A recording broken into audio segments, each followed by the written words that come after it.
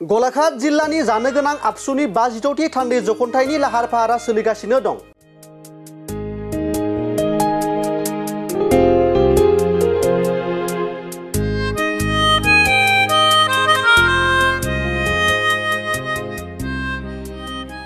दुलाराय बर' फरायसा आफादनि 56थि थान्दै जखन्थाइखौ फैगौ 2, 3 आरो 4 फेब्रुवारि 2024 खालाराव सानथामनि मेहेरगोनां हाबाफारिजों गलाघाट जिल्ला तेलिसालनि हिरिम्बा फोथाराव खुंफुंजागोन। बे हाबाफारिनि थाखाय लाहार फाहार खालामनाया सोलिगासिनो दं। दिनै दुलाराय बर' फरायसा आफादनि आफादगिरि दिपेन बर'नि बिथोन बायदियै लोगो आफादगिरि खोरोमदाव वारिनि दैदेननायाव मिरु आफादनि मोनसे हानजाया नायगिदिंहैयो। नायगिदिंहैनायाव मिरु एबसुनिफ्राय फारियै गाहाय नेहाथारि खनिन्द्र बसुमतारी, बुंथिगिरि अबित नार्जारी, गेलेमु नेहाथारि गणेश बसुमतारी, सुबुं फोनांजाब नेहाथारि बिरखां नार्जारी, गलाघाट जिल्ला एबसुनि आफादगिरि सन्जय ब्रह्मजों लोगोसे जिल्ला आफादनि बिबानगिरिफोर, एबसुनि बारग' गाहाय नेहाथारि आरो आथिखाल सानजा क'क्राझार समस्तिनि एमएलए लरेन्स इस्लारि आरो बिटिआरनि एमसिएलए सन्जय स्वर्गियारियाबो बे हाबाफारियाव बाहागो लायो। नायदिंनायाव बानजाय आफादनिफ्राय बाहागो लाबावो आफादगिरि रमिय' पि नार्जारी, नेहाथारि ललित ब्रह्मजों लोगोसे गुबुन गुबुन दालाय आफादनि बिबानगिरिफोराबो मैखोमै बाहागो लायो। मख'जाथावदि देग्लायनि जारिमिनारि 56थि थान्दै जखन्थाइनि गेजेरजों गुबुन गुबुन थिखानाय हाबाफारिफ्रा थियैनो थानायजों लोगोसेनो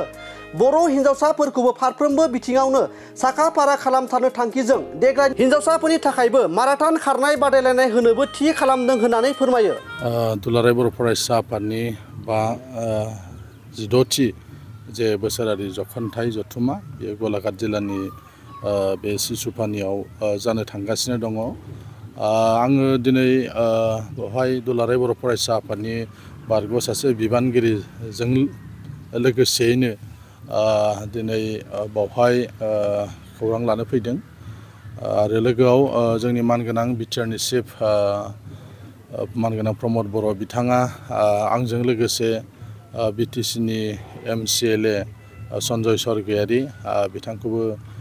दैथायहरफादों जे जोङो बे दुलाराय बर' फरायसा आफादनि जे जथुमा जानो गोनां दङ बेखौ जाहाथे जों खौरां लाहैयो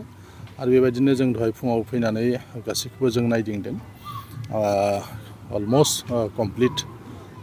जि साननै सानथाम दंबावो बेवहाय हाहैगोन खामानिफ्रा गासैबो साखाफारा जानानै दङ। दा बे हिसाबै जोङो नुदों जे बेवहाय जोबोद गोसो गुदुङै बे ओनसोलनि रायजो राजाफ्रा, बे ओनसोलनि सानसुमैफोर, बे ओनसोलनि समाज सिबियारि फरायसाफ्रा बेवहाय मैखोमै नांथाबनानै दङ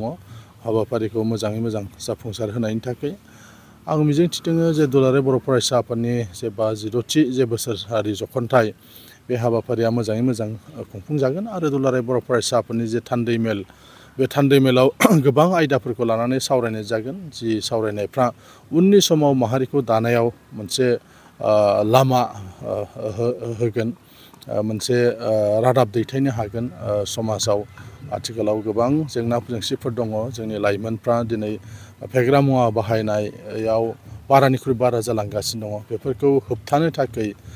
बोरै राहा लामा लानो हागोन बेफोर आयदाफ्राबो निस्सय बे सावरायनायाव जायगा मोनगोन होननानै आं मिजिंथिदों। आरो बेजों लोगोसे दुलाराय बर' फरायसा आफादा जिहेतु सोलोंथाइखौ लानानै मिशन मुडआव खामानि मावबाय थादों आरो जोंनाव गुन गोनां सोलोंथाइ जाहाथे लाबोनो हायो बिनि नाजाबाय थादों। माब्रै जोंनि बर' फरायसाफ्राबो UPSC APSCआव जाहाथे बुरजायै उथ्रिसार जानो हायो बेबायदि मोनसे थासारि लाबोनो थाखाय दुलाराय बर' फरायसा आफादा अहरह खामानि मावबाय थादों। दा बेफोर आयदाफोरखौ लानानै बाहाय निस्सय सावरायलायनाय जागोन जे जों मोनसे आउटकाम फैगोन आरो बेखौ रायजो राजाफोरनो मोनसे रादाब, मोनसे मेसेज हिसाबै हरनो हागोन होननानै जों मिजिंथिदों। बेवहाय BKWSCनि डेपुटि चिफ मानगोनां रमिय' नार्जारी बिथाङानो मासिगिरि बे बानजाय आफादनि, बिथांनि दैदेननायाव गासिबो खामानिफ्रा मोजाङै जागासिनो दङ। जोङो मोजां मोनो जे गलाघाट जिल्लायाव थानाय जोंनि जे बर'फोर बे बर'फ्रा मोनफ्रोमबो बर'नि सोमावसारनाय, मोनफ्रोमबो बर'नि जे आफादफोर बे आफादफ्राव थानानै खामानि मावबाय थादों। दिनैसिमबो बेहाय मैखोमै बे ओनसोला दुलाराय बर' फरायसा आफादखौ सापर्ट खालामो बा बे ओनसोलनि फरायसाफ्रा दुलाराय बर' फरायसा आफादजों नांथाबनानै दङ। दाबो बे ओनसोलनिफ्राय सासे दुलाराय बर' फरायसा आफादाव सुबुं फोनांजाब नेहाथारि हिसाबै खामानि मावगासिनो दङ। थ' ओंखायनो बे ओनसोला जोंनि थावना हायै बर'नि मोनसे थावनि गलाघाट जिल्लायाव जायखौ बे ओनसोलनि मानसिफ्रा बुङो माने बड'लेण्ड होननानै गुबुन हारिनि मानसिफ्रा बुङो आरो बे एरियाखौ मैखोम बर' ओनसोल दा बेनिखायनो बेवहाय मोजाङै मोजां जाफुंसारगोन होननानै जों मिजिंथिदों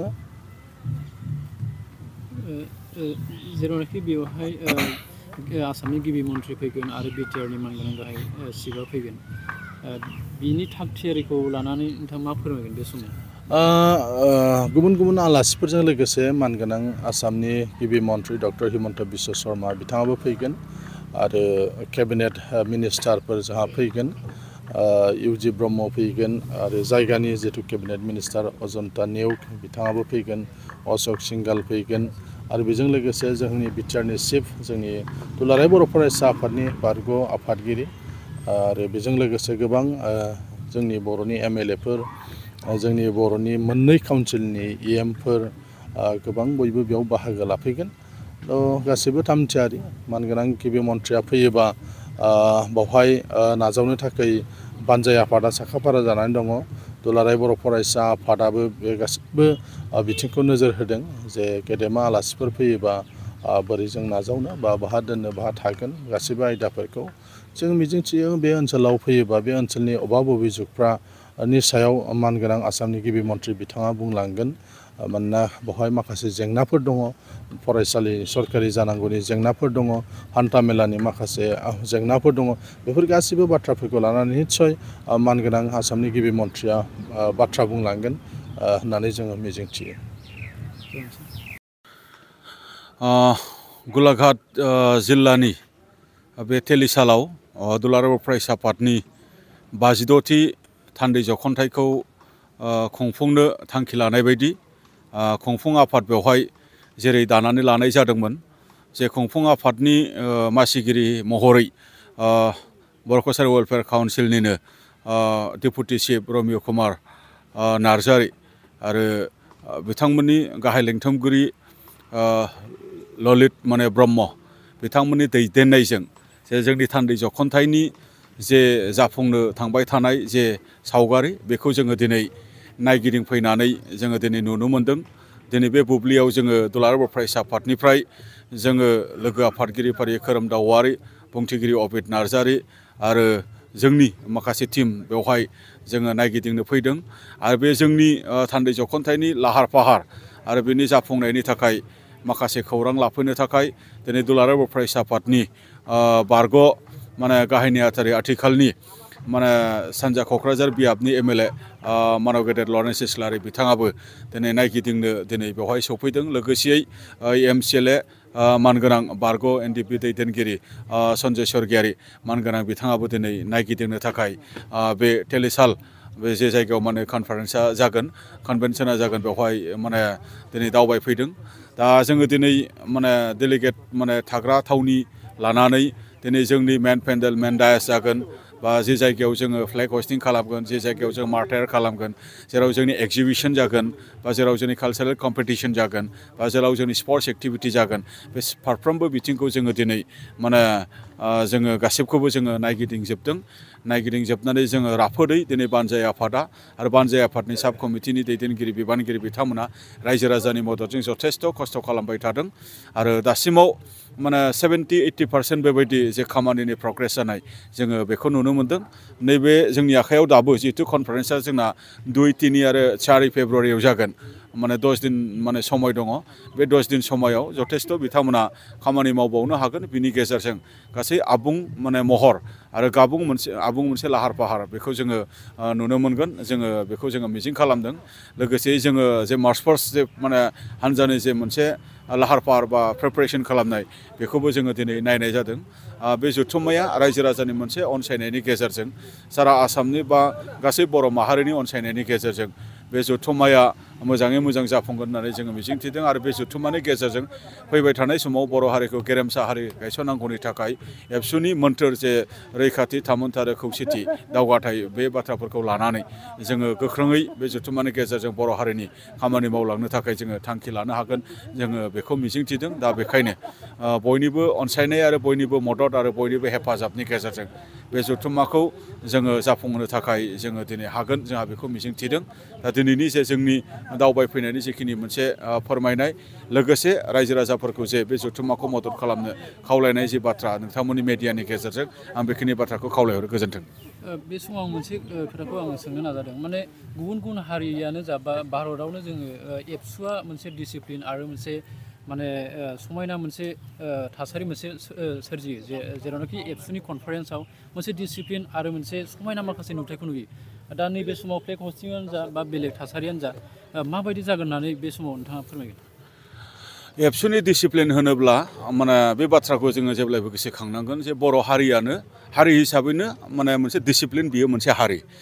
हिसाबैनो गुबुनखौ अनग्रा बियो मोनसे हारि हिसाबैनो गुबुनखौ मानिग्रा आरो गुबुनखौ जत्न खालामग्रा आरो गावनि मोनसे आब्रुथिखौ दिन्थिग्रा बियो मोनसे हारि बर' हारिया दा बेखायनो बर'नि माने गुबुन गुबुन आफादफोरनि जथुम्माफोरखौबो जोङो डिसिप्लिनै जोङो जानाय नुयो आरो जोंनि मोनफ्रोमबो इभेन्ट बा मोनफ्रोमबो जे जोंनि माने आयदाफोरनि हाबाफारि बियो आगोलाव जेरैबायदि माने डिसिप्लिनै बारलांदों एबारबो बेबायदिनो डिसिप्लिन जागोन आरो बियो मोनसे बयनिबो थाखाय गोसोखांथाव मोनसे जारिमिनारि बियो मोनसे मा होनो थान्दै जख'न्थाय जागोन होनना जोंहा मिजिं दङ गोजोन्थों